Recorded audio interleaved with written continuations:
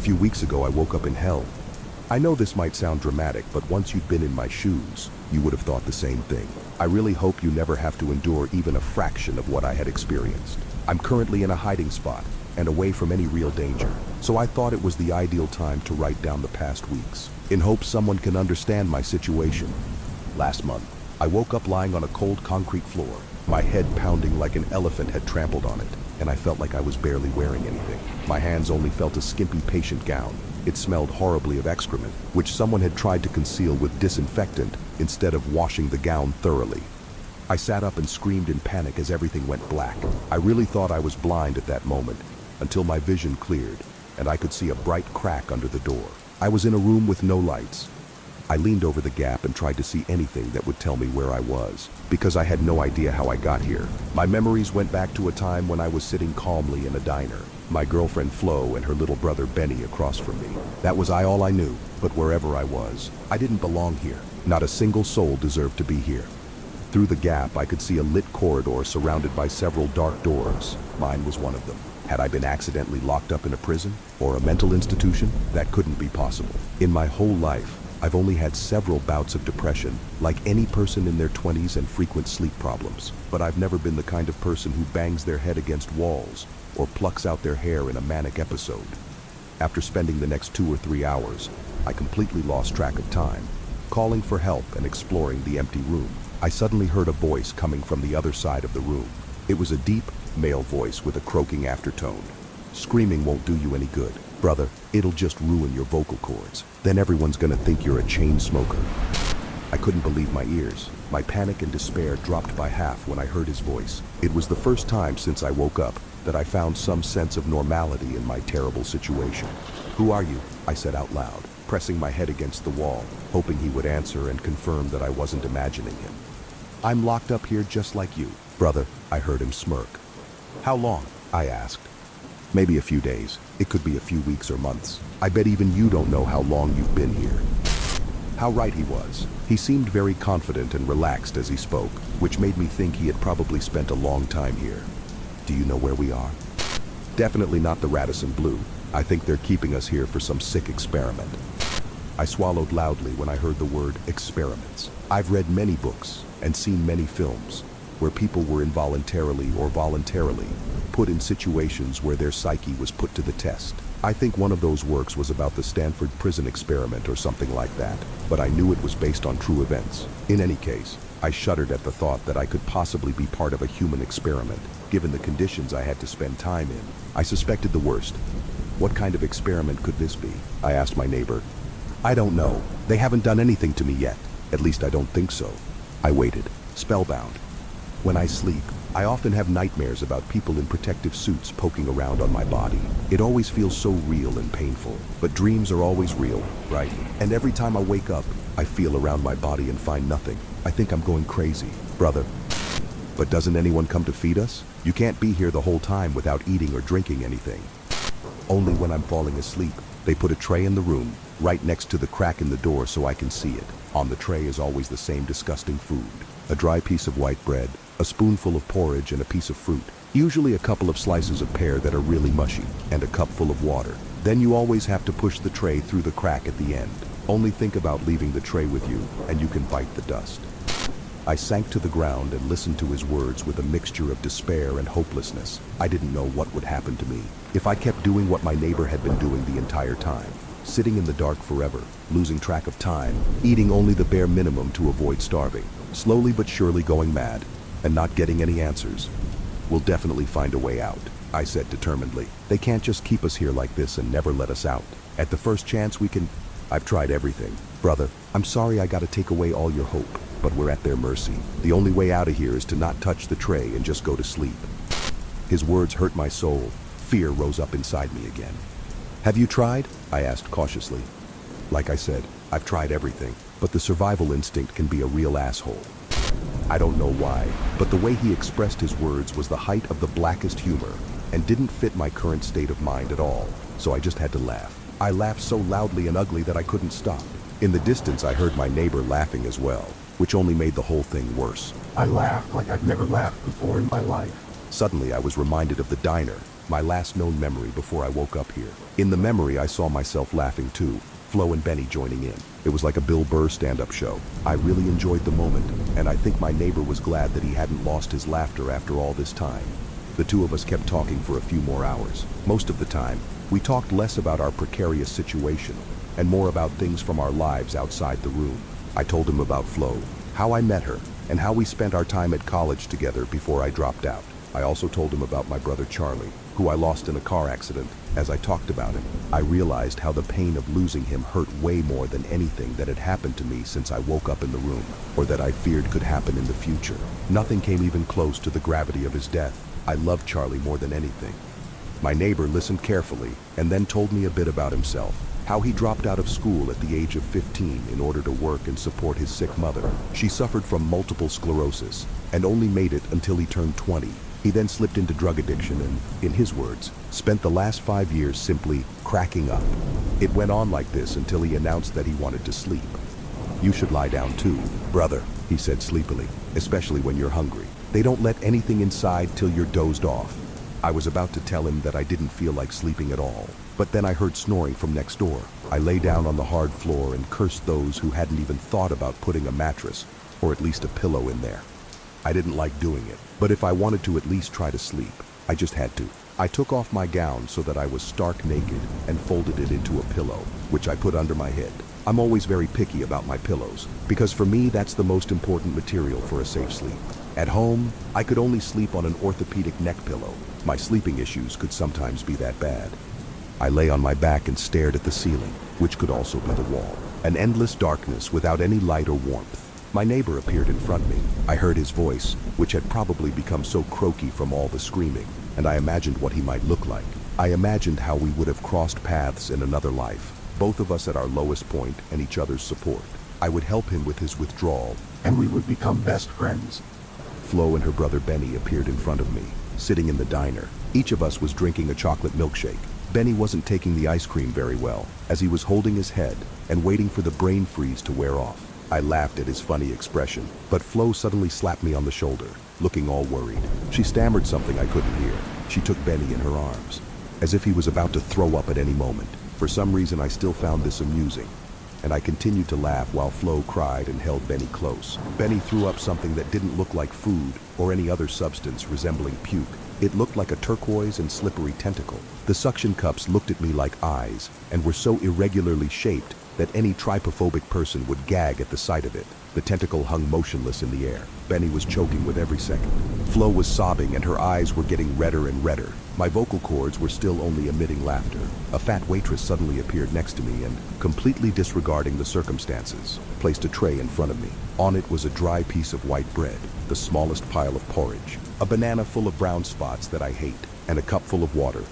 The diner's lights went out as quickly as they had appeared. Flo, Benny and the tentacle disappeared from my sight, and my laughter stopped. I was back in the dark room where I had woken up today, or yesterday, or the day before, with no memories. Only the room was no longer as pitch black as usual, but faded into a grayish light emanating from the side of the door. My eyes rolled towards the door, where a pair of arms wrapped in latex gloves held a tray in their hands and carefully placed it on the floor. As he leaned forward, I dimly recognized that he was wearing a decontamination suit. As I became more awake and my mind clearer, I found myself faced with a grave dilemma. If I simply stood up and lunged at him, I would have a chance to get out of this place. But if I remained in this position and gave the impression that I was asleep, the man in the suit would leave me here alone with the gross food, and I would have to hope for another attempt, if it ever came. As the man in the suit pushed the tray towards me, he looked at me, and our eyes met. Even though I was just staring into a gas mask with integrated eye protection. The man backed away and pulled out a walkie-talkie. I wasn't sure what he was saying because he was stammering so much, but it was obvious that he caught me awake.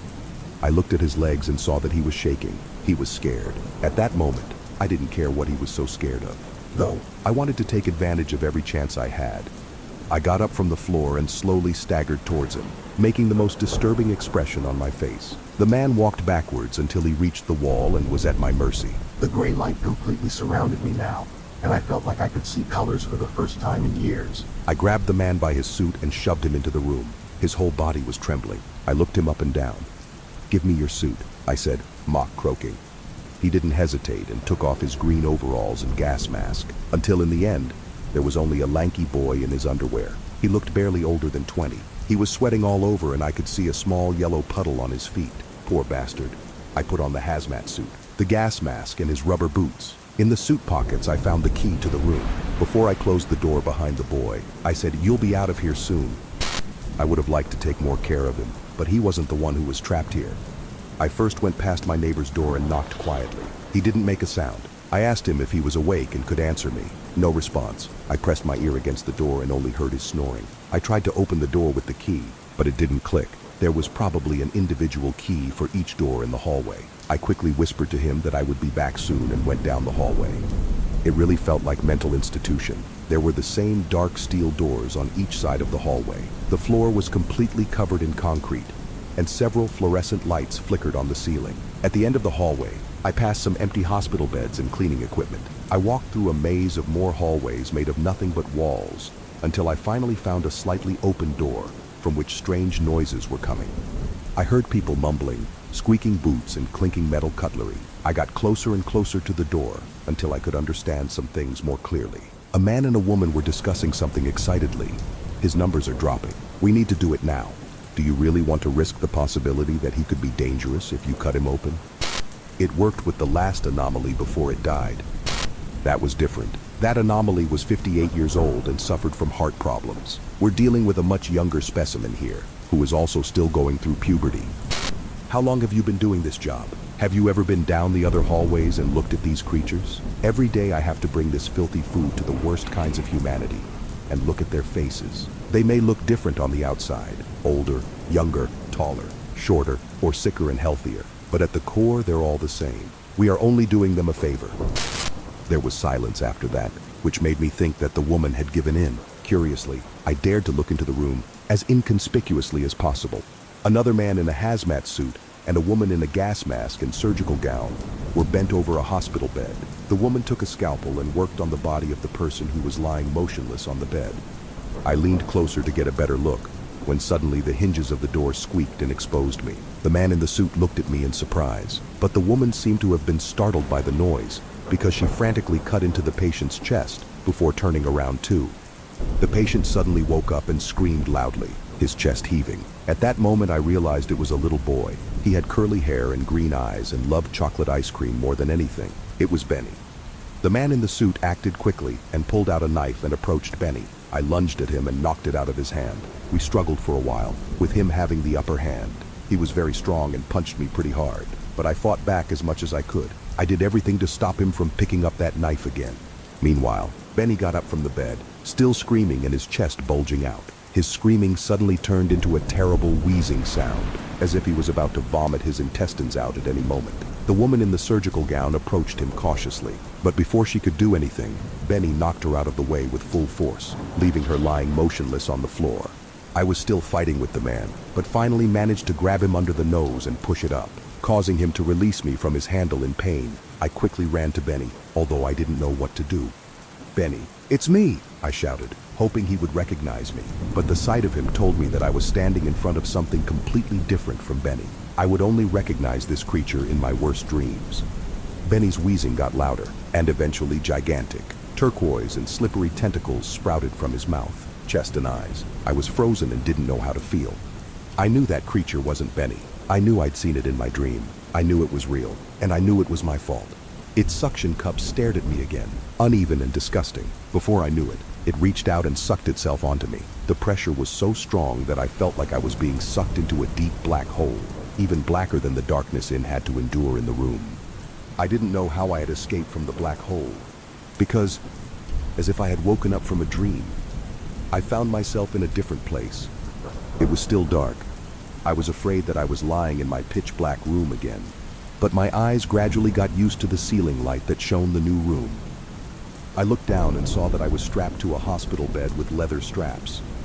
I could also feel a bandage on my head.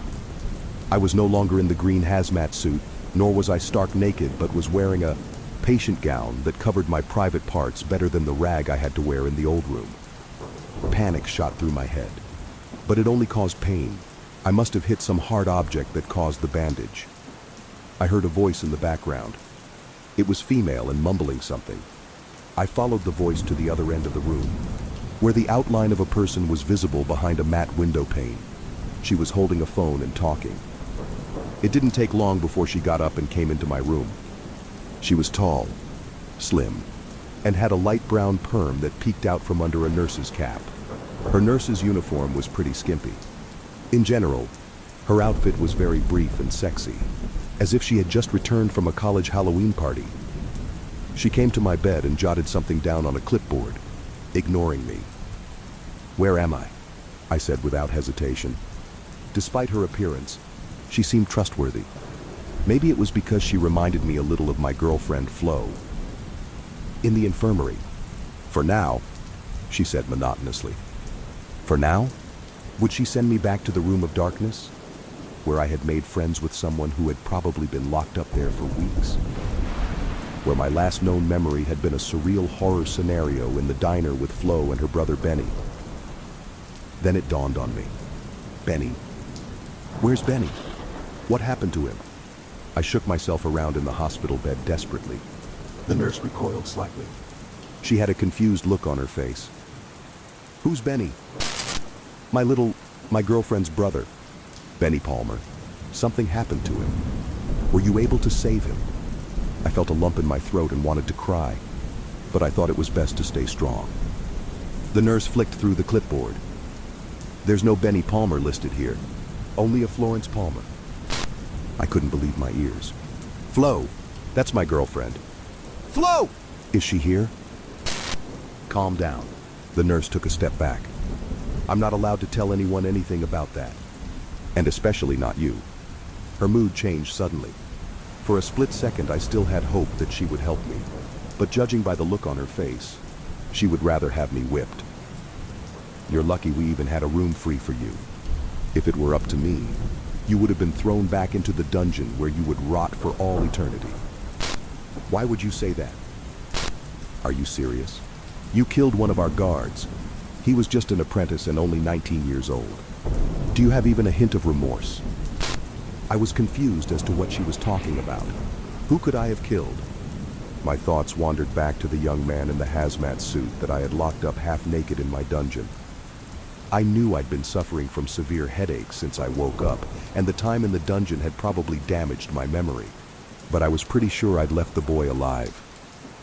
"I didn't kill anyone, I swear," I assured the nurse, even though it was pointless. "Then who did?" Her expression darkened. I swallowed hard as I saw her slowly approaching me, the clipboard put down. I tried desperately to somehow pull myself free from the straps, but I felt like a boa constrictor was crushing me. Next to me was a table with surgical instruments, including a pair of scissors. I twisted and pulled at my arms, trying to stretch them out and grab the scissors. The nurse had reached my bed by now and was towering over me. She may have looked like Mary Jane, but she was as threatening as Green Goblin. I braced myself for the next blow. The sister fell on top of me, but as it turned out, not to attack me, but because she was being attacked. Behind her, someone grabbed her, croaked a loud scream, and hurled her across the room, where she slammed against a locker and lay motionless on the floor. My rescuer was a tall, strong guy with a bald head. He was wearing the same dirty garment I had worn in the dungeon. He stared at me, grinning. "Brother," she was lighter than I thought. A rush of relief enveloped me, and I had to grin too. My dungeon neighbor had actually made it out. He took the scissors from the table and cut the straps so I could stand up. It felt great to be able to stretch and breathe normally again. My neighbor hugged me tightly and seemed relieved to see me too. "Thank you, man," I said. "Call me Reeve." "Thank you, Reeve. How did you even get out?" I asked curiously. "Long story, brother. To make it short, the little rookie who took over your dungeon played a big role in it. He set you free? That's one way to put it. I'm glad. The nurse said I killed him, and I almost believed it myself." "Nah, brother. You were still friendly with him. I did the rest." His last sentence made me prick up my ears. I pondered about what he meant by that until I had a dark idea. You killed him? Reeve put his hands on my shoulders. If I hadn't done it, you'd still be strapped down here and being tortured. Believe me, that's what they do to you. They don't shy away from anything. I nodded and tried to appear understanding. I told myself that the young guard had brought this on himself, that he had chosen such an inhumane profession. Let's get out of here, said Reeve, striding ahead. I looked over at the nurse again, who was still lying on the floor. A pool of blood surrounded her head, which had slammed against the locker. Do you think she's still alive? I asked curiously. Reeve crouched down next to her and checked her pulse. He nodded slightly, but before I could make a suggestion as to how we could stop her from running off and telling on us, Reeve got there first. He grabbed the scissors and stabbed her. There must have been about 10 stabs, but I couldn't quite tell at the time because the sight put in me in a trance-like state. The pool of blood grew larger, and the nurse's clothes became redder. Reeve stood up, completely covered in blood. She won't run away now. Without saying anything else, Reeve left the hospital room with the scissors and waited for me. I stayed behind and processed the thought that the nurse was nothing but a holy corpse now. My gaze fell on the clipboard that was lying on the floor. Flo, my consciousness became clear again now that I knew what my real goal was. Benny was probably still in this hell, and Flo probably was too. I left the room and the two of us walked down another maze of hallways. Every now and then we looked into rooms that seemed to be empty and discovered more hospital rooms, operating rooms and cleaning closets. If there's an exit here, they've hidden it pretty well. We hid in a hallway so I could focus on the clipboard. I browsed through the documents. They were mostly records of people who were apparently being held here. Each person had personal information such as blood type, blood values, brain activity, and something I didn't quite understand, anomaly level. I kept turning pages until I found Flo's name. Her blood values seemed normal. Her anomaly level was 1. Whether that was a good or bad sign, I couldn't tell. There were even a few notes about her. Anomaly 23 refuses to eat. Anomaly 23 exhibits self-harming behavior. Torn fingernails are found in food. Anomaly 23 repeatedly insists on meeting with Anomaly 24. I kept flipping through until I found the record for Anomaly 24. The documents were very disorganized. I thought it was me, because the nurse said Benny was not listed, but I was wrong. Anomaly 24 did not have a real name. The anomaly level was 100. He also had notes. Reading them made my neck hair stand up. Anomaly 24 exhibits overreactions to medication, tantrums, fidgeting, screaming fits. Anomaly 24 is regularly sedated and force-fed. Anomaly 24 does not respond to treatment methods. Tentacle arms appear at irregular intervals. Last known appearance on Nov 10th at 6:36 p.m. during Anomaly 25 attack on staff. I shuddered to turn the page and find my record, because it was certain that I had one, and it was certain that Anomaly 25 was me. But it was necessary to find out everything, so I could understand what had happened to the three of us. My record showed my name and my anomaly level, which was 55. I also had some notes. Anomaly 25 is the first anomaly to show signs of possession by tentacle arms. Anomaly 25 escapes dungeon by murdering a guard on Nov 10th at 6 p.m. Anomaly 25 is cared for in infirmary after fainting. Are you nearly done with this? Reeve asked impatiently.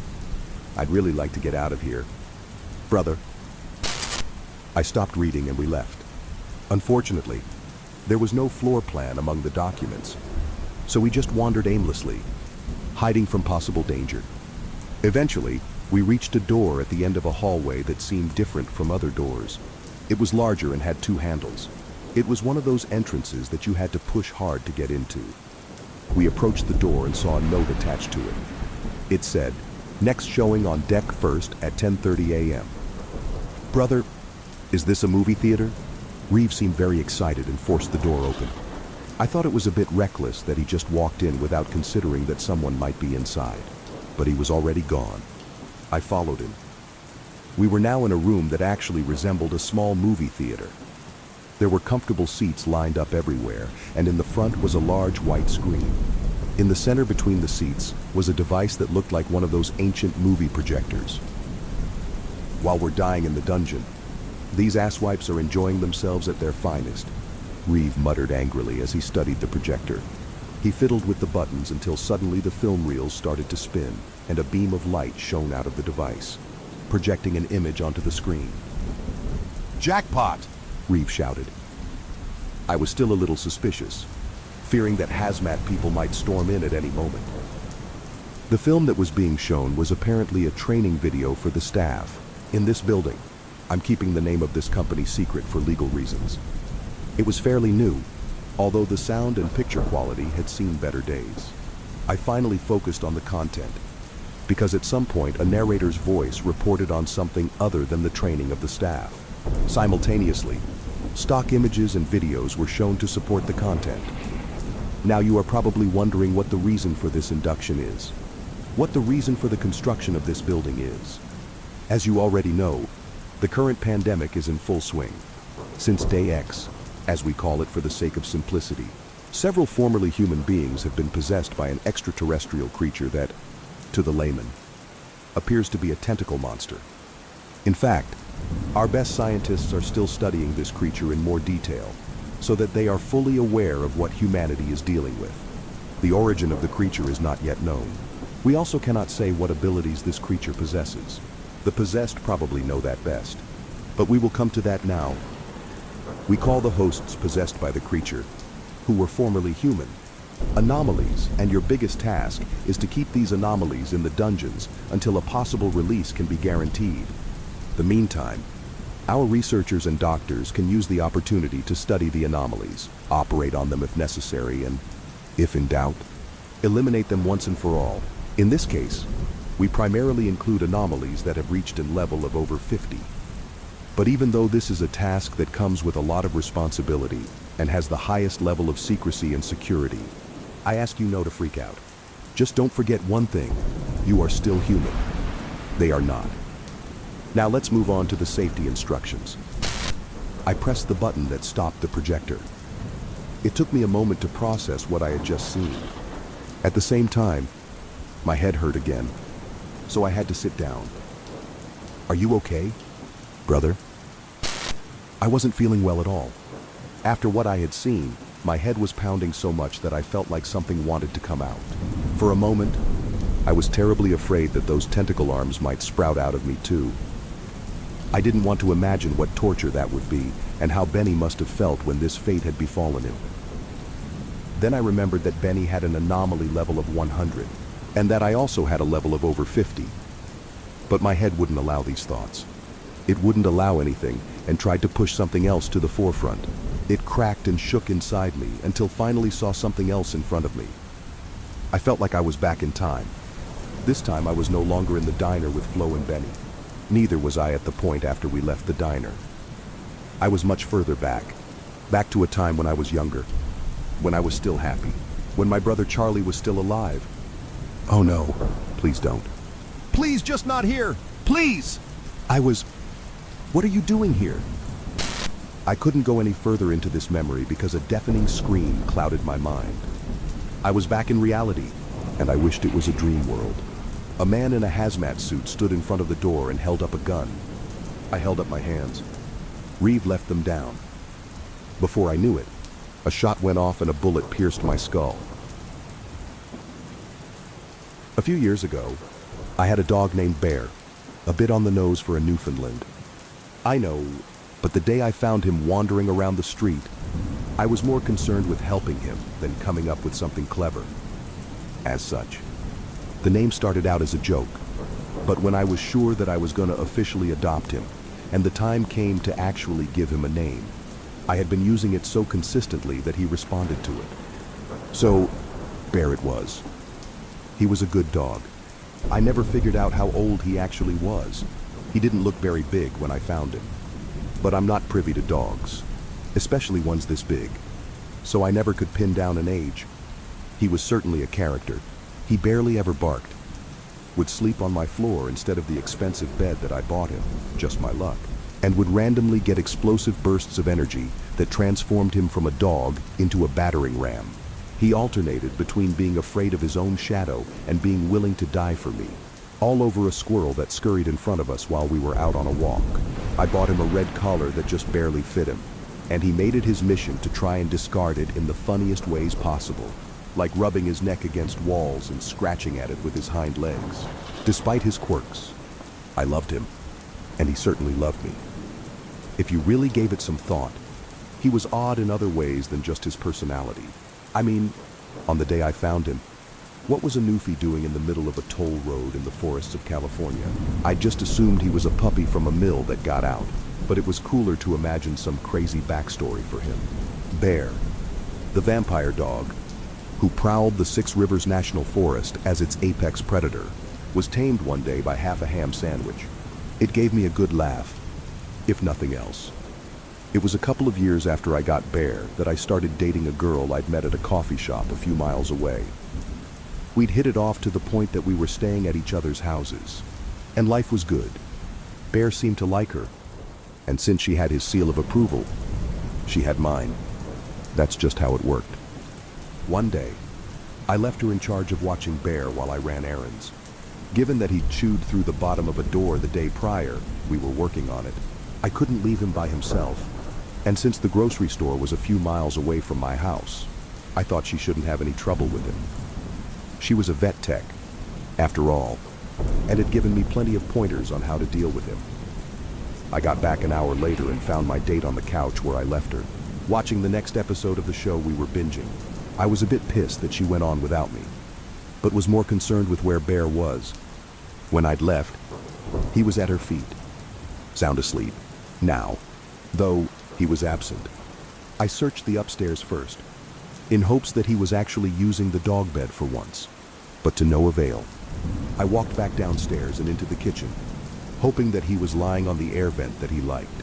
He wasn't there, but I did find something that no pet owner wants to see. The chain on the back door was dangling, ripped out of the wall, and the door was pushed open. My stomach sank as I realized what happened, and I just sat there for a moment before my date walked into the kitchen and covered her mouth. She profusely apologized, and I wasn't really angry at her, sure. She should have been paying more attention, but I was sure that he didn't get very far. I'd assumed that he had seen a squirrel through the back door and broke out to try to get after it, and hoped he'd tired himself out and was lying in the shade under one of the trees in the backyard. Still, I wanted to do more than just hope, so I grabbed the flashlights I kept in the utility drawer, and we walked out into the backyard, hoping to find him. I lived on the edge of the aforementioned national forest, and Bear and I often went on walks through there, so if he wasn't out back, he was certainly in the woods. I knew the area well, but it was still a lot of ground to cover, and we didn't have a lot of time before it was pitch black. We searched for a few hours, and while I wanted to keep going, she was tired, and regrettably, I was too. We decided that he'd probably be fine for the night, and went back inside, intent on starting a new search bright and early. We spent all of the next day searching. We spent all of the next week searching. Hell, it almost came up on a month, and I was starting to recognize the lichen patterns on specific trees before I had to face it. Bear was gone.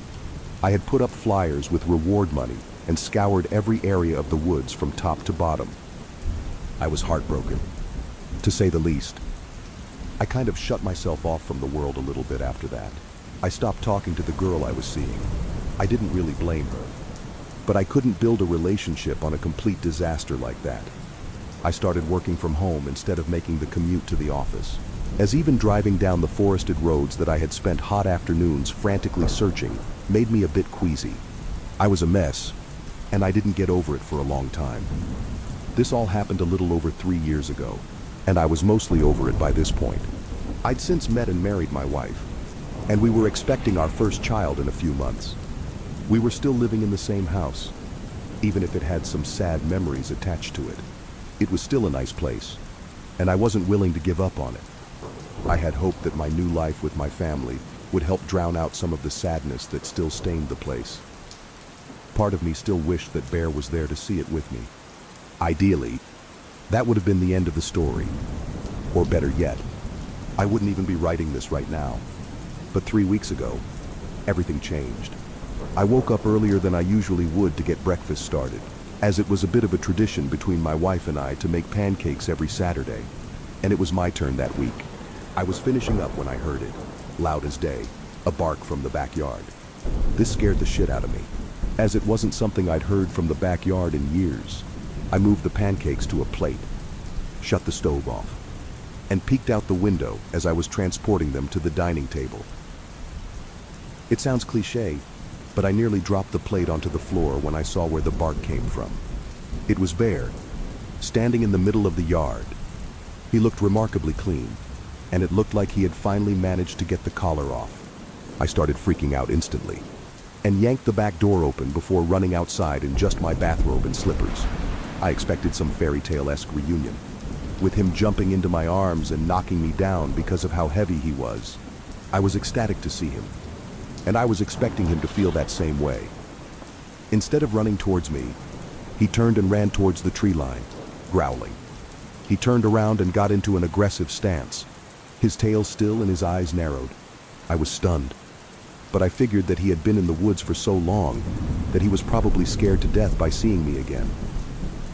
Regrettably, he might have also felt that I'd abandoned him, but that was a possibility I didn't want to consider at that moment. He just needed some TLC, and he'd be my dog again just like that. I ran inside and grabbed the half-empty package of bacon from inside the fridge. I threw it on the stove and went back to the window, watching as Bear laid down in the yard. Oddly enough, he didn't lie in the shade under the trees, like he usually would have, but right in the sun. 3 years was a long time to be lost. So maybe his habits had been turned upside down by learning to survive. I put the bacon in a paper bowl and walked outside. I shook the bowl, calling his name from the concrete porch. He didn't budge, still lying in the middle of the yard. I figured I'd leave it sitting out, and he'd come get it when he felt more comfortable. My wife was up by this point, justifiably confused by me calling my lost dog's name from the back of the house. I excitedly showed her that he'd returned, but she seemed less enthusiastic than me. She smiled upon seeing him, but she didn't have the same connection to him that I did, so I couldn't blame her for her deluded reaction. I went to the store right away to grab new dog food, water and food bowls, and most importantly, parts for a doggy door. We lived in a safe enough area that I could install one without fear of a break-in, and I wanted to ease Bear back into our house by letting him come in at his own pace. I spent the whole day installing it, glancing over my shoulder every few seconds to make sure he wasn't getting into trouble. He just laid in the sun, presumably napping. The next morning, I walked into the kitchen to see if there were any signs that Bear had been in the house. Sure enough, there was a clump of black fur stuck in the corner of the doggy door, and the dry food I'd put in the bowl looked to be partially eaten. I told my wife as such when she got up, and she wasn't fazed by it, instead grabbing my hand and leading me upstairs back into our bedroom. I hadn't noticed when I got up, but one of the dog bones I'd left on the back patio was on our bedroom carpet, implying that he'd been in there last night, probably guarding us while we slept. My wife seemed a bit disturbed by this, but I was thrilled. To me, this just served as proof that part of my old Bear was still in him. He used to do that all the time. After all, I sat down with my wife that night and started to discuss how we could make Bear feel more comfortable in our home. But she stopped me. She tried to reason that he had spent years presumably lost in the woods and had probably become feral and unpredictable. As much as I wanted to cast those doubts aside and override her, she had a valid point. You don't just spend years stranded and come back the same, human, dog, or otherwise. We met in the middle. If Bear was still hanging around the house in a month and showed signs of improved friendliness, we could try and reincorporate him into our lives. I would do anything to have him back, but I did have a pregnant wife to worry about, so I agreed. In the meantime, we agreed that I'd install a lock on the doggy door so that he or anything else couldn't get inside. I made a mental note to go to the hardware store sometime next week, as the next day was a national holiday and it was closed. I abruptly woke up at around 2 in the morning and wasn't sure what woke me at first. I thought that I might need water, so I started to head downstairs to get some from the tap. When I got into the kitchen, I started to retrieve a glass when I heard what sounded like scratching on the siding of the house. it was loud and rapid, as if something was trying to claw its way through the wall. Puzzled, I turned to look out the window, and almost choked on my water when I saw Bear's head looking through the kitchen window. As soon as I saw him, the scratching immediately stopped. He wasn't panting or anything, despite the fact that it sounded like he was trying to dig through the wall moments prior. He was just sitting at the window, staring at me. Admittedly, in the moonlight, he looked kind of creepy, just looking at me, motionless. Before I could say his name to see if he would respond with a bark or any other noise, his head quickly sank below the window, in one fluid motion. Usually, when dogs dismount from a surface, they're looking over while standing on their hind legs. There's a moment where they remove their first front paw and sort of stumble under their weight before moving the other one. That didn't happen here, though. He just vanished without a sound. I was really creeped out by this point, but figured that he was just surveying the house to see if he felt more comfortable inside. I chalked his weird disappearance up to me being exhausted and it being too dark to fully see him moving. The next morning, I told my wife that I thought Bear was getting more comfortable around us, and recounted the events of last night. She seemed a bit unsettled, and switched the subject to the doggy door, but I was too excited to take that into account. I told her I was going for a walk in the preserve, put on my running shoes, and left the house. I was about 2 miles into the woods when I came across an open area that I hadn't seen before. Odd, because I knew these woods like the back of my hand, but maybe some campers had come and illegally set up for the night. Several small trees in the area were snapped at the base, possibly in an attempt to free up space for a tent. Maybe this had been here and I just hadn't noticed it. That was the theory I was operating on at first, until I looked down at my feet and noticed what was going on. There were white objects poking out of the dirt, which I thought were just pebbles when I arrived. Now that I had actually stopped to look around, though, I noticed that they weren't rocks at all, but little animal bones. I wasn't really fazed upon seeing this. Animals die in the woods all the time, and I'd probably just stumbled across a mountain lion's work. That would have made sense. Except for a few things. For one, the bones seemed to be arranged in some sort of pattern. It didn't look like any symbol in particular, just a set of interlocking circles. There was no way that an animal would arrange the bones of their prey like this, so I was already weirded out. But then I noticed that as the circles grew larger, so did the bones, to the point that some of them were bigger than my arm. I was sufficiently freaked out now, so I turned and went back the way I came, calling the Park Service's helpline on my way home. They told me that I'd probably come across an area frequented by deer, and subsequently predators looking for a quick meal, and that it probably wasn't anything to be concerned about. After I badgered them for a bit and explained the whole pattern thing, they agreed to send someone out to take a look at it, just in case. I was satisfied with that, so I continued home and tried not to think about it. I caught glimpses of Bear in the backyard for a few weeks, but didn't see him for a prolonged period of time until yesterday. I was sitting outside by our fire pit, reading, when I noticed his head poke out from behind one of the trees lining the path of the preserve. I couldn't see the rest of his body, and that confused me, considering that his head was 6 feet above the ground, given that my kitchen window was about the same height. I figured that he was once again standing on his hind legs, probably after some critter in the tree, and I couldn't see his body because of the angle. That explanation made sense to me, so I didn't really pay him any mind. If I chose to ignore him, maybe he'd feel like I wasn't a threat, and would be more comfortable around me. At this point, I'd try anything. I looked up again 2 minutes later, and he wasn't at the tree anymore. I figured that whatever he was after jumped out of the tree and he'd hightailed it after them. So I went back to reading. The snap of a twig moments later grabbed my attention again, and I looked up to see his head poking out from behind another tree 50 feet away. He was at a different angle now, but I still couldn't see his body, which should have been impossible considering how fluffy he was. I couldn't tell from the newly increased distance, but I swore I saw a single one of his paws wrapped around the tree, almost like how a person would put their hand around a door frame for stability. I wasn't sure if I was just seeing things, but I wasn't in the mood to read anymore. So I went inside. It hurt me to admit this, but at this point, I think I was accepting that Bear was too far gone, and I couldn't really blame him for that. He was an animal who had been thrust into the cold, dark wilderness, and to expect him to be unchanged by that would be unfair. Still, I was building a family, and it was my duty to protect them. The next day, I got my opportunity to do just that when I spotted Bear once again lying in the center of the back lawn. I grabbed 2 baking sheets and walked outside, slapping them together and yelling. This loud display apparently worked. As he shot up and darted towards the tree line, I felt like absolute shit after doing this, but it was what needed to be done. I thought that would be the end of it. I spooked him away, and now I could focus on getting our lives back to normal.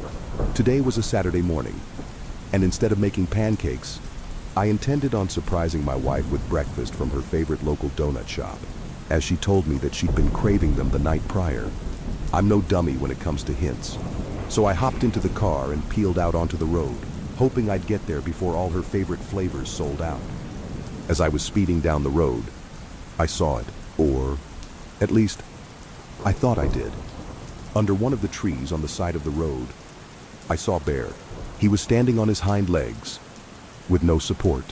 He didn't move his head to look at the car, or even show any kind of reaction to me passing him. He just sat there, doing nothing. I slammed on the brakes, and thank God there weren't any other cars on the road at this time of day, because I would have caused an accident. I looked into the rearview mirror and saw nothing under the tree. I jumped out of the car, looking around like a madman, and saw nothing. The woods were silent, save for the sound of wind and twigs snapping in the distance. I got back into the car and took a moment before driving again. What I'd just seen, I wasn't sure, and I was having a full-blown panic attack as a result. After I took some deep breaths, reason returned to me, and I figured that I was seeing things that weren't there, in dark places in the light of dawn. I resumed driving, albeit at a much slower pace than before. I couldn't exactly focus my full attention on the road.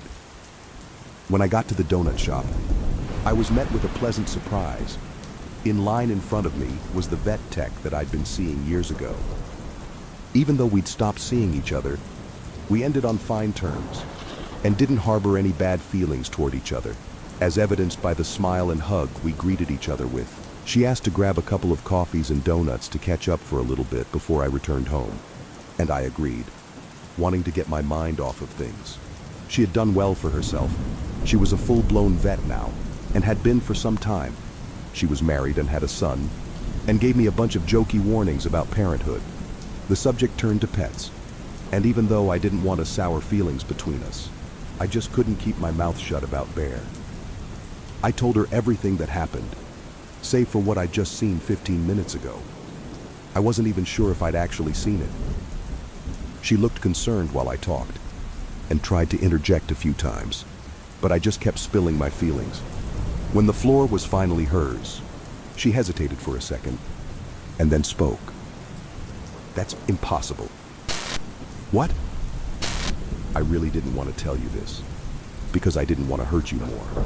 But a few months after we stopped talking, someone brought Bear into our office. He was hit by a car, and we did everything we could, but there was nothing we could do. I didn't call you about it, because I didn't think you wanted to hear that your dog was dead. I asked her how she was so sure. It couldn't be. I'd seen my dog alive. His collar. He had his collar on when he came into the office. The red one with his name tag on it. I left the shop after that. I didn't leave the parking lot. Though, not because I was afraid to go home, even if I was, but because I was ashamed. I'm a bad husband. I forgot to get a lock for the doggy door. My wife, Lynn, and I have been together for 6 years and married for 11 months. Our entire history together has been very normal, and never once have I noticed any weird behaviors or red flags. I can't stress enough how out of character this whole thing is for her. Lynn is very kind, intelligent, and thoughtful. She's always been the no-nonsense type of person. Being childish or trying to scare me is not something she'd normally do. She doesn't even like watching horror movies. When we first started dating, she agreed to watch The Shining with me because she knew how much I loved horror. She was so scared that she didn't even make it through half of the movie before we had to turn it off. She isn't into anything creepy and has never been into pranks. It's just not her cup of tea, and that's fine. But that's what was so strange about this. It's just so unlike her. I should also add that she never had any mental health issues, and as far as I'm aware, it doesn't run in her family. I know some people are able to hide their mental health problems, but in the 6 years we've been together, I think I'd have seen some sort of sign. 2 months ago, I was in the kitchen making myself some coffee before work. I was running a bit late that morning and knew I wouldn't be able to make it to Dunkin' Donuts for my usual morning fix. I took a sip of my coffee as I hurried down the hall towards the front door, when I happened to notice Lynn peeking at me from around the corner ahead of me. I could only see her eyes, and a strand of her long dark hair hanging against the wall. The rest of her body was concealed behind the corner. I nearly spilled my coffee when I saw her. I did burn the shit out of my lips. "Geez, Lynn," I said, wiping a few drops of coffee from my pants. "You scared the shit out of me." She immediately popped out of view like a little kid that had been caught. I heard her scurry off towards the living room, and by the time I got to the front door, she was out of sight. It was really weird, and just totally out of character for her, like I said. But I also found it kind of funny that she was being more playful and a little less serious. I shouted that I loved her, and called her a weirdo. As I shut the door behind me, I heard her laughing. Her behavior was a bit odd, but it certainly wasn't something to call a priest over. I forgot about it by lunch, and by the time I got home, she was her normal self. I didn't bring it up, and neither did she, and life went on. The next incident happened 3 days later. It was around 2 a.m., and I had woken up to get a drink. I was standing at the kitchen island, jug of OG in hand, when I felt a strong feeling that I was being watched. For whatever reason, I looked down at the floor and saw my wife's smiling face staring back. She was peeking at me from the other side of the island, staring up at me with wide, unblinking eyes and grinning like the Cheshire Cat. I screamed. I'll admit it. Not out of irritation, but fear. For some reason at that moment I was scared. At the sound of my scream, Lynn scuttled backwards out of my view, her hands and feet smacking the tile floor as she hurried out of the kitchen on all fours. I didn't run after her, or even yell after her. I just stood there frozen in shock, wondering what fuck had possessed her to do that. It took me a little longer than I'd like to admit to go back upstairs, but I eventually did. When I got to our bedroom, Lynn was lying on her side, asleep, or at least pretending to be. I stood there for a while, watching her breathing to be sure she really was asleep. I had the feeling she might jump out at me the moment I got into bed. But she didn't. I climbed into bed and she didn't even move. Her breathing was soft and deep, and I was starting to wonder if I'd dreamt the whole thing. The next morning I waited for her to come down for coffee, and after handing her a mug and kissing her cheek, I decided to ask her about it. "What was that about last night?" I asked, keeping my tone light so I didn't offend or embarrass her. She frowned over her cup of coffee, shaking her head like she had no clue what I was referring to. "You were peeking at me again. From over there," I said, pointing to the spot on the floor by the kitchen island. She followed my gaze, and when she looked back at me, she burst out laughing. She laughed so hard that I couldn't help but join her. "You creep me the fuck out sometimes. You know that?" I said. She giggled and set her cup on the counter and wrapped her arms around my neck. "You creep me out all the time. So I guess we're even," she teased. We said our goodbyes and left for work. As I drove, I kept thinking about how creepy it had been seeing her grinning at me from behind the island like that. The sounds her hands made on the floor as she crawled away. I told myself she was just trying to be silly, just trying to join me in my love of all things horror. It's not like I was afraid of her, but it still didn't sit right with me. I started seeing her peeking at me more and more. Sometimes she'd be peeking out from behind the couch or living room curtains. Once she even managed to get inside her grandmother's old trunk that sits at the foot of our bed. I might not have even known she was there at all had the trunk's old hinges not given her away. She'd had the lid propped up just enough so that only half of her face peeked through. She'd been grinning like an excited toddler. It was unnerving. I didn't even know what to say to her. All I could do was stare. When I finally found my voice, I asked her why on earth was she doing this. She didn't answer, but she had slowly closed the lid, shutting herself inside the trunk. I just walked away, feeling disturbed. I didn't understand why she was doing it, but it clearly made her happy. I just hoped she would tire of the game quickly. Lynn didn't peek at me for the next 2 weeks. I started to think she was done with her weird prank, and I was relieved. We were watching a show on Netflix one night, and I jokingly said that I hadn't seen her peeking at me lately, and that she must have given up on her spy game. She looked up at me with a small smile and said, "Maybe I've just gotten better at it." I didn't say anything, but I wondered whether or not she was joking. For the next few days, I couldn't stop thinking about what she'd said. Was she still peeking at me when I wasn't looking and I just hadn't noticed? And if so, what the hell was she getting out of this?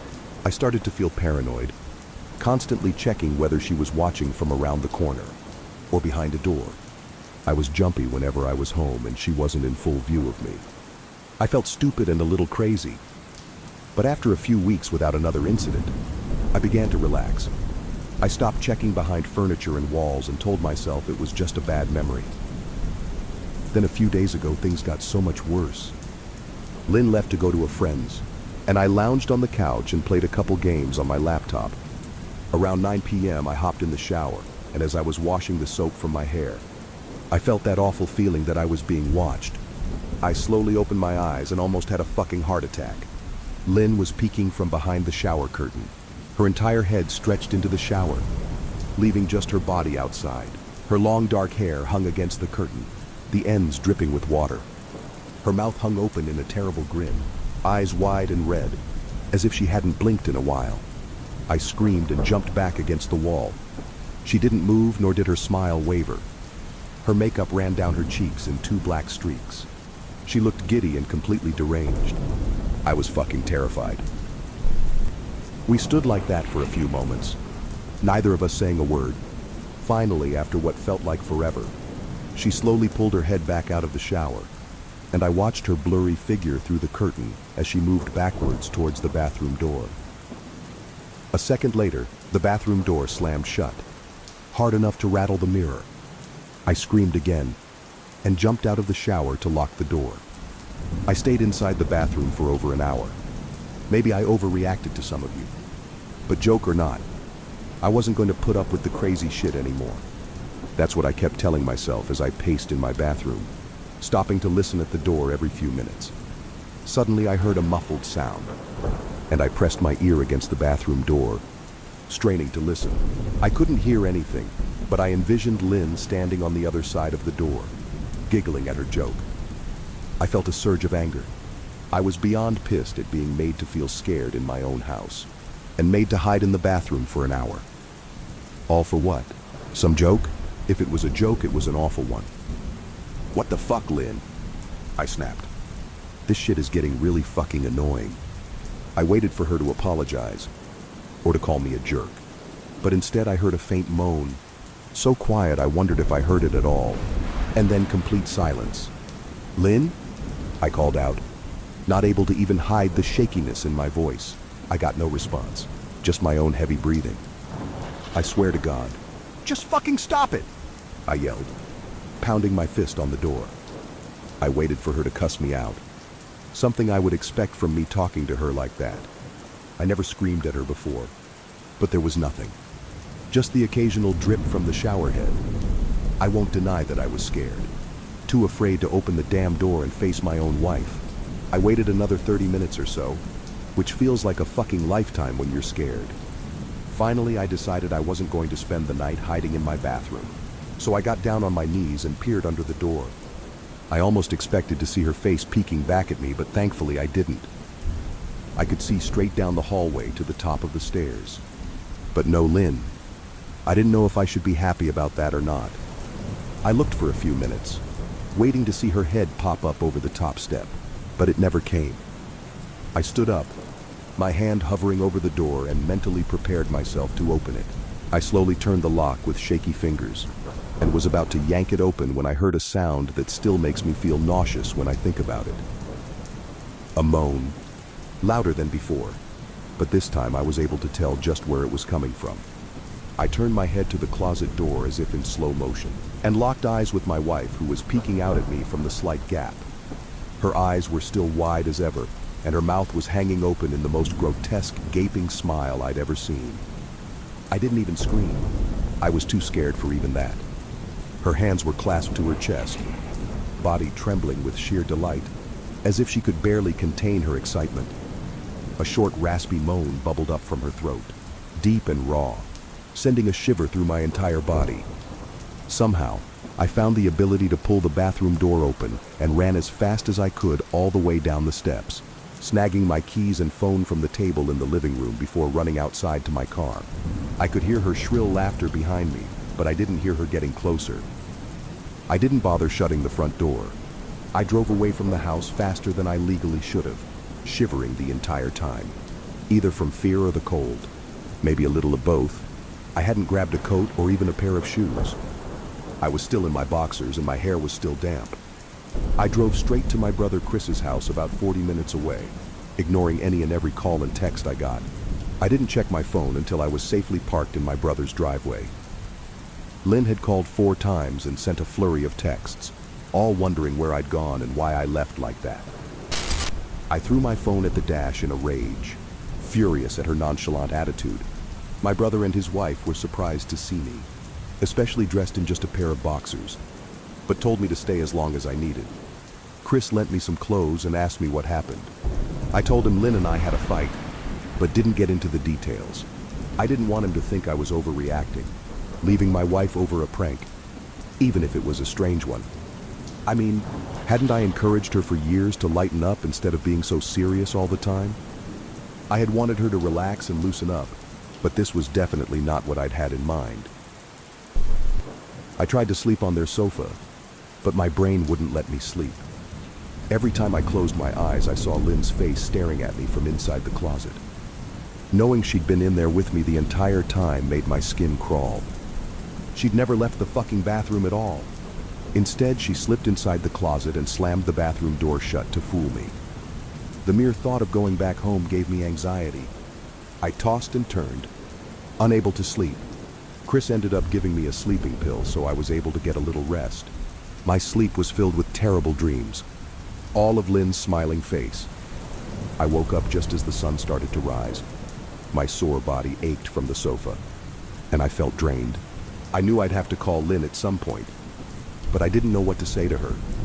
I wouldn't be going home unless she gave me her word she'd never do any more creepy shit.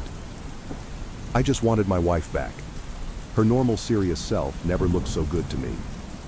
I was contemplating calling her and telling her that when that familiar feeling came over me, I was being watched. I was staring at the ceiling, my heart in my throat. I didn't want to look away, but the longer I ignored the feeling, the worse it got. My eyes drifted away from the ceiling almost on their own. Her face was pressed up against the window beside the couch, staring down at me with that same gaping smile. Drool dribbled down her lips, leaving 2 long streaks down the glass. I didn't know how long she'd been there, but something told me she'd been there quite a while, possibly all night. I didn't bother screaming, though I was afraid anger trumped any fear I felt at that moment. I jumped up from the couch and pounded my palm against the glass. "Lynn, are you crazy? What the hell is wrong with you? Just go home," I shouted. "Now." She didn't move, and her ghastly expression never changed. If anything, her smile only grew, as if she had never been more elated. I could hear Chris and his wife moving around upstairs, as if Lynn could hear them from her place outside. Her head twitched slightly in their direction, and she began to close her mouth slowly. Chris called my name from upstairs, obviously concerned. I turned to see him and his wife Rebecca hurrying down the steps. When I turned back to the window, Lynn was gone. The only sign she'd been there at all was the 2 streaks of drool still dripping down the glass. I tried explaining to Chris and Rebecca about waking up to see Lynn watching me through their window. They were skeptical. Who wouldn't be? Chris and I went outside to the spot in front of the window, but there were no footprints in the dirt, just a slight indent. Animal probably. Chris guessed, and I didn't argue. He and Rebecca assumed I dreamt the entire episode, but they didn't understand, and I was too tired to explain it to them. I called out of work that day and turned my cell off. I didn't want to face Lynn. Just talking to her was too much for me at that point. I really started to believe something was irreversibly wrong with her.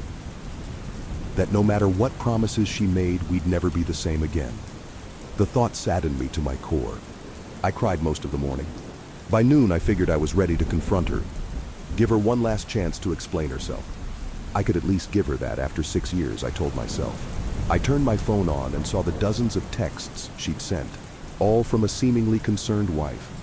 Can we talk? I love you. Please call me.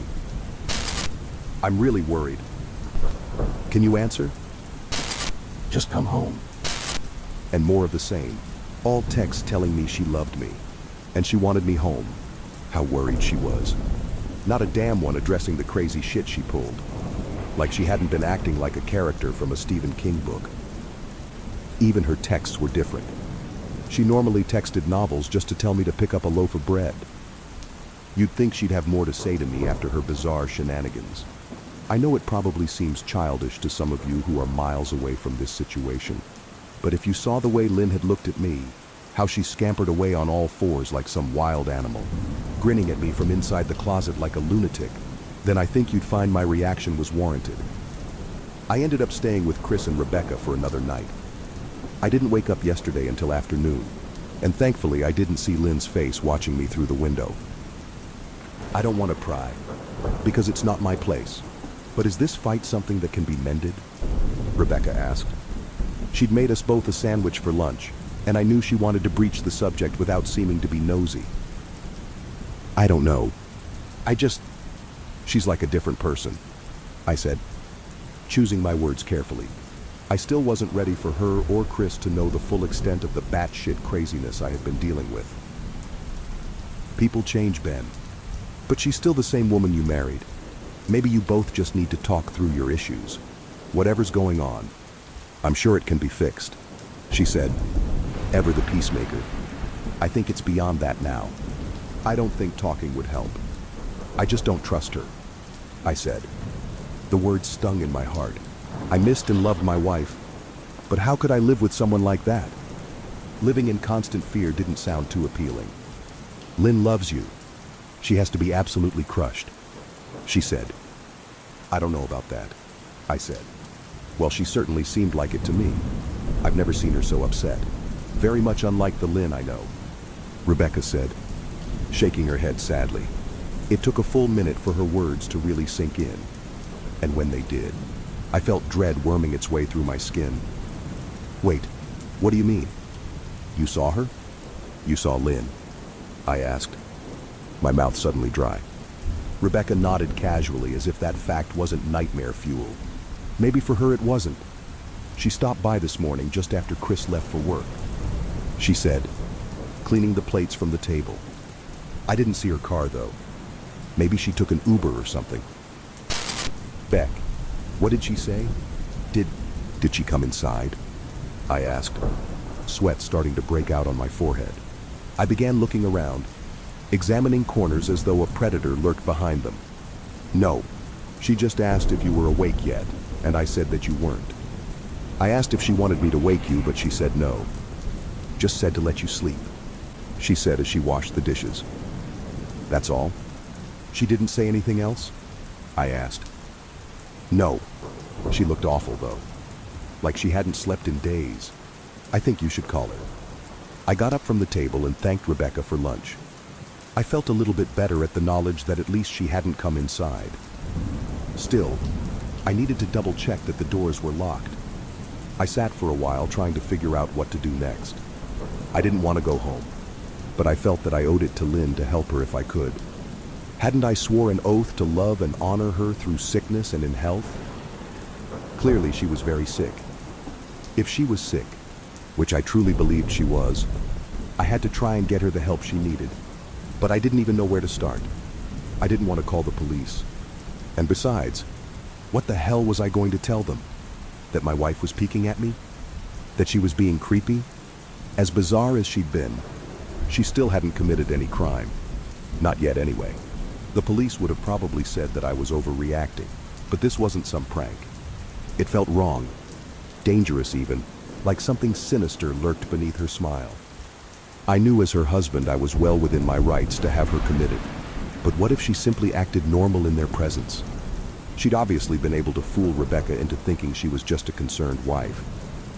As long as the doctors didn't find her a danger to herself or others, they'd have no choice but to release her after 72 hours. I felt lost and overwhelmed. So I did what any husband in my position would do. I called her mother. I didn't want to believe me. Her mother, Marianne, and I were never on the best of terms. We'd never fought or anything like that. She just wasn't a very warm person and wasn't really easy to get along with. She hardly ever smiled, and when she did, only her lips would move into a thin-lipped smile, leaving her eyes as blank as before.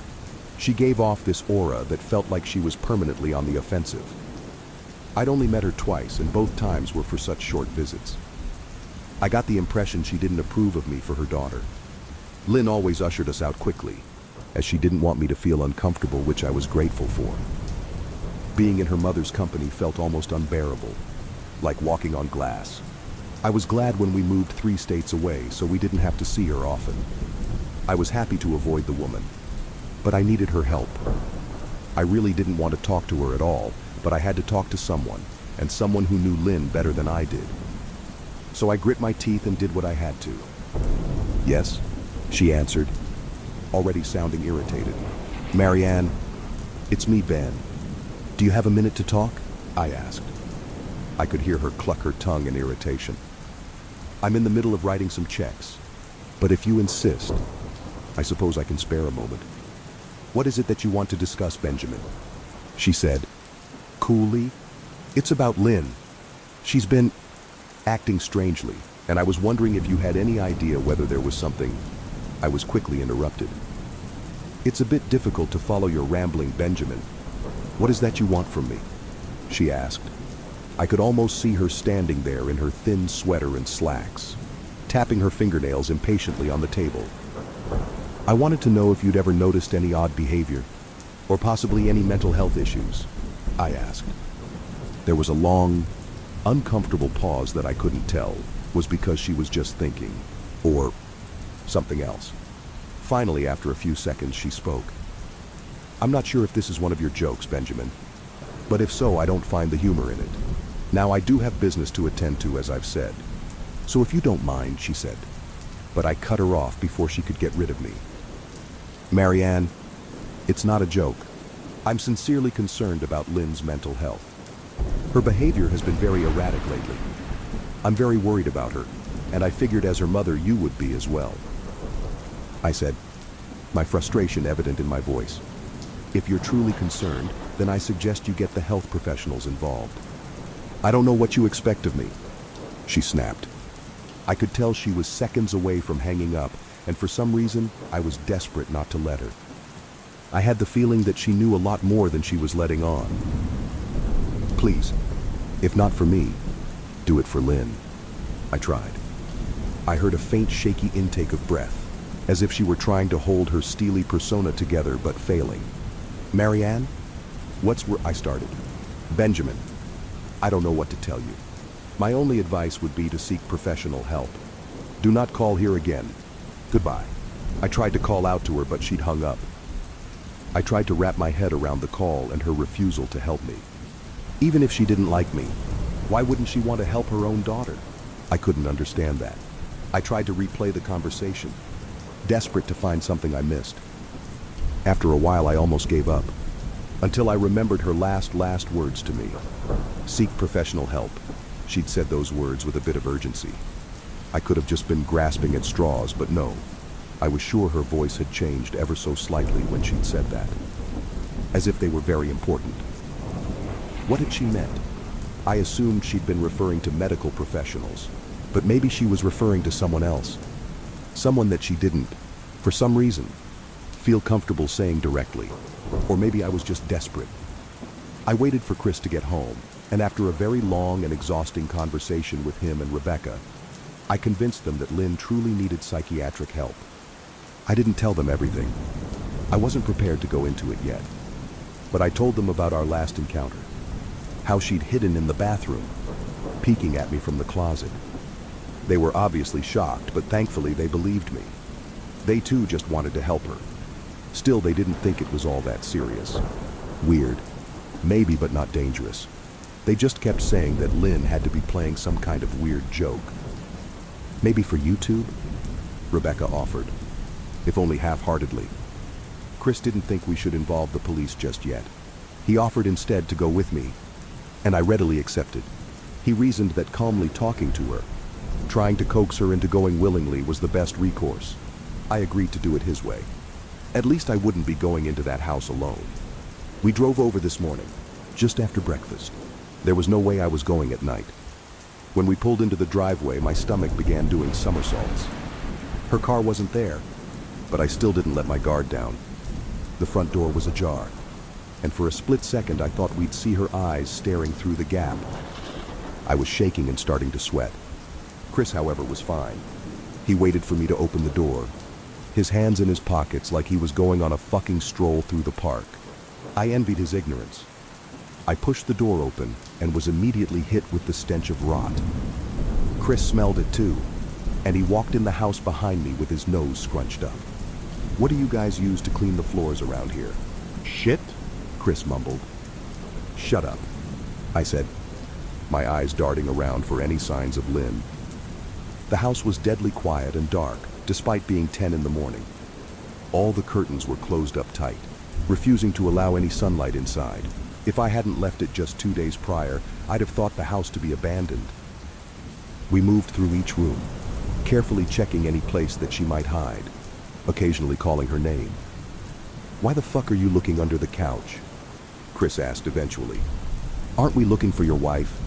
He was looking at me like I was a moron. "Let's just go upstairs," I whispered. He shook his head, but followed me up the stairs to check the bathroom and spare bedroom. On the way up, my shoes crunched over pieces of glass that looked to be littered over a few of the steps. I noticed that one of ᴘ and my wedding portraits that hung on the wall along the staircase had been smashed. The frame hung crookedly, all the glass removed. I stared at the picture, a lump forming in my throat. We had taken the photo just after leaving the church, after saying our vows. She looked so beautiful in her white gown. I looked at ᴘ's beautiful face. I never dreamed her face would ever be a source of terror for me. We climbed the rest of the steps and checked the spare bedroom, but it looked completely untouched. I was hesitant to go into the bathroom, my fear from that night coming back to me all at once. Chris noticed and offered to go in by himself, but I couldn't let him do that. So we walked in together, checking the closet and the shower. The bathroom looked as if it hadn't been touched since the night I left. "I don't think she's here, Ben. Why don't you pack some clothes and we'll try coming back tomorrow or something?" Chris said. I nodded and went into our bedroom and shoved some clothes into a duffel bag. When I checked inside our closet, I came across the source of the smell and gagged. Chris took one look and lost all color in his face. He had to go stand by the stairs to get away from the sight and smell. I gazed down in shock at what lay inside my bedroom closet. Soaking into the rug were at least a dozen eyeballs, all carefully laid out in pairs. Some were as large as a quarter, while others were as tiny as a marble. I stared down at the eyes she'd collected from small animals, and I wondered how she'd gotten them, and shuddered at the thought. Man, I thought I had it bad with Becca's shoe addiction. But fuck me. Your wife's in here collecting eyeballs, Chris said, gagging. Ben, I think we should go, he called from the hall. I'm getting nauseous. All right. I grabbed my duffel and shut the closet door on my new nightmare. I stepped out into the hall and took a deep breath of air.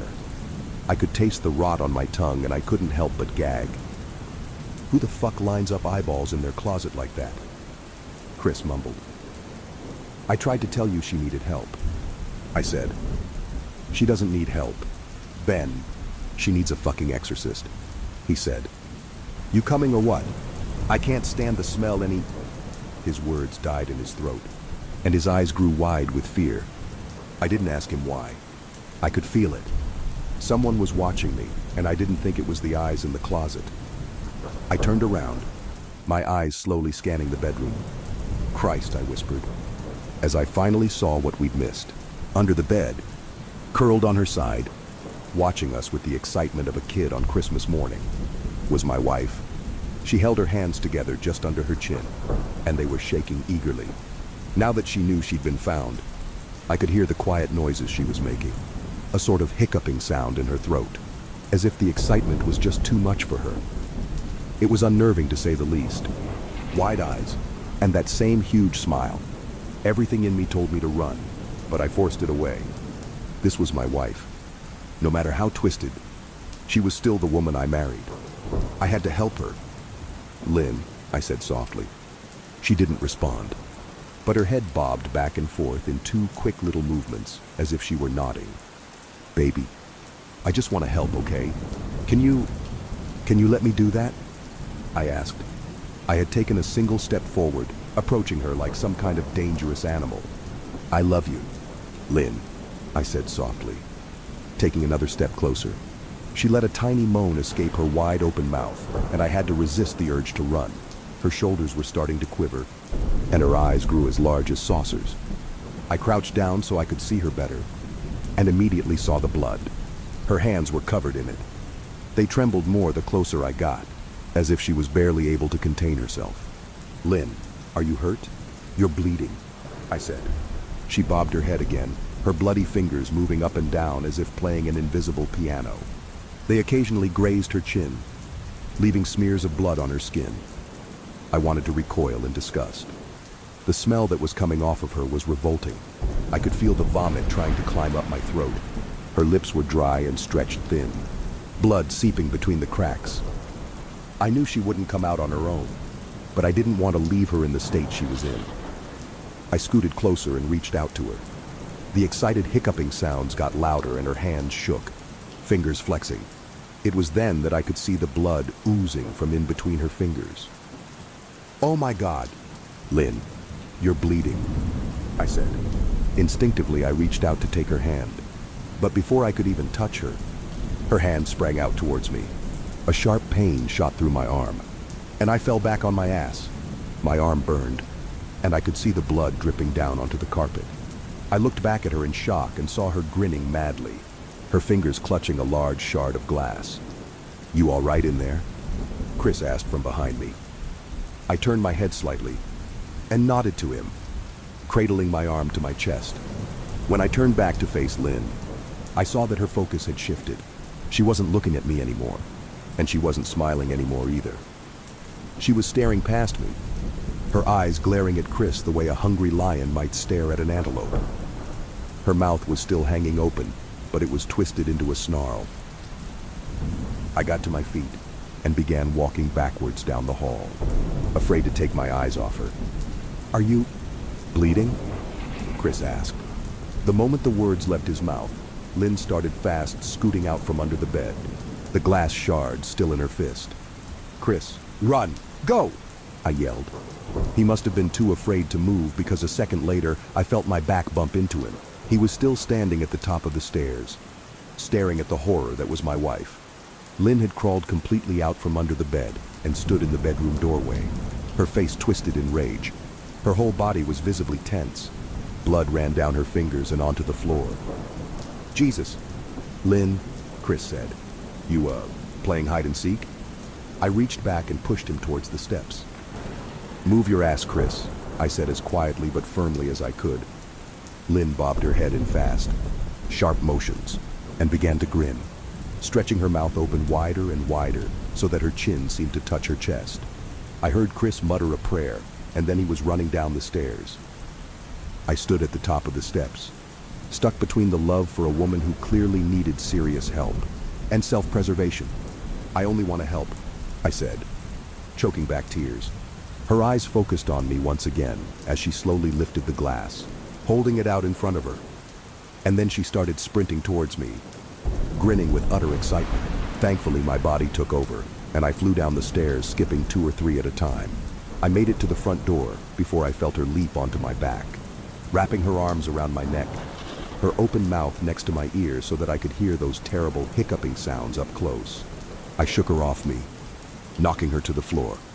I felt a searing pain in my back as she went, but I tore open the front door and bolted to my car. Chris was standing in the front yard, talking on the phone with the police. I didn't say a word. I just ran to my car and jumped in. Chris took the hint and followed me, still on the line with 911. I watched the rearview mirror. Sure, I'd see her there, running after us. But I never did. I went straight to the ER and got 11 stitches in my arm and 3 on my back.